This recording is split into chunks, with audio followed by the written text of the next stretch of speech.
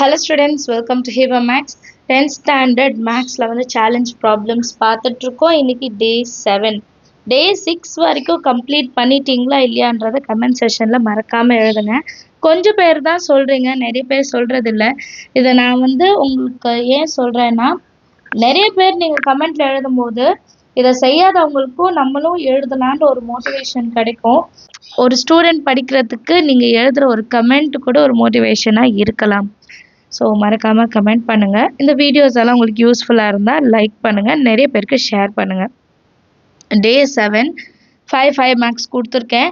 So நம்ம target என்னென்னா, first lesson, second lesson, third lesson and fifth lesson, 4 லெசனை நம்ம நல்லா தரவு பண்ணணும். 4 லெசனில் இருக்கிற 5 மார்க் எது கேட்டாலும் எழுதணுன்ட்டு வரணும்.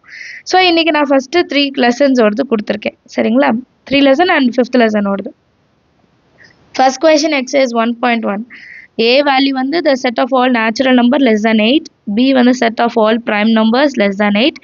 C the set of even prime numbers. Verify that A intersection B cross C is equal to A cross C intersection B cross C. Second one.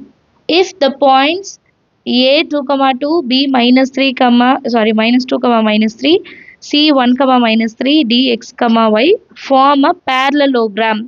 Parallelogram அவங்களுக்கு கொடுத்துட்டாங்க. Then find the value of x and y.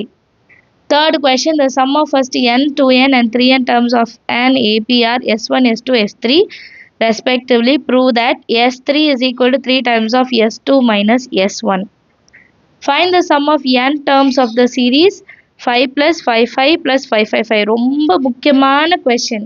Sum of series.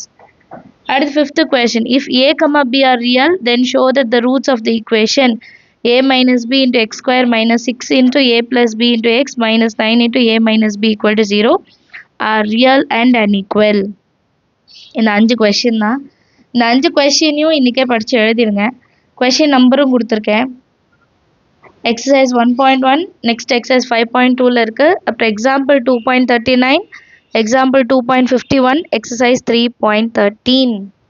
So இந்த 5 questionை இன்றைக்கி முடிச்சிருங்க. Already கொடுத்த questions எல்லாம் முடிச்சிட்டிங்களான்ட்டு பாருங்கள். சரிங்களா? கண்டினியூஸாக இதை ஹாஃப் இயர்லி வரைக்கும் செய்யும் போது கண்டிப்பாக உங்களால் 5 மார்க்ஸ் எல்லாமே அட்டன் பண்ண முடியும். ப்ளஸ் 2 மார்க்ஸும் இப்போ நான் கொடுத்துட்ருக்கேன், அதையும் ஃபாலோ பண்ணுங்கள். உங்கள் ஃப்ரெண்ட்ஸ் சர்க்கிள், உங்கள் ஸ்கூலில் படிக்கிற பசங்க குரூப் ஏதாவது இருந்ததுன்னா அதுலேயுமே ஷேர் பண்ணுங்கள், அவங்களுக்குமே யூஸ் ஆகும். தேங்க்யூ ஸோ மச் ஃபார் வாட்சிங்.